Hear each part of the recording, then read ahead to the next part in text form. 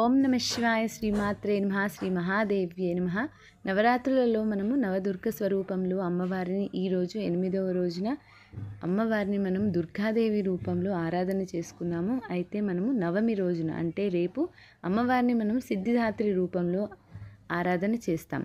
ఇది ఆఖరి అవతారంగా చెబుతారు నవరాత్రులలో. నవదుర్గలలో అమ్మవారు సిద్ధిదాత్రిగా ఆరాధన చేస్తే మనము మహిషాసురమర్దినిగా ఆరాధన చేస్తూ ఉంటాం.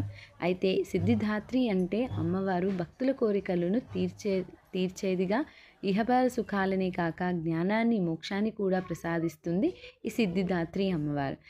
తామర పువ్వులో కూర్చొని ఉంటుంది. ఈ అమ్మవారికి 4 చేతులు ఉంటాయి. ఒక చేతిలో కమలం, మరో చేతిలో గద, ఇంకొక చేతిలో సుదర్శన చక్రం, మరో చేతిలో శంఖం ఉంటుంది.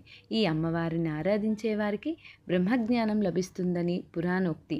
మానవులే కాక సిద్ధులు, గంధర్వులు, యక్షులు, అసురులు, దేవతలు కూడా ఈ అమ్మవారి ఉపాసన చేసేవారికి కోరికలన్నీ సిద్ధిస్తాయి అని పురాణోక్తి.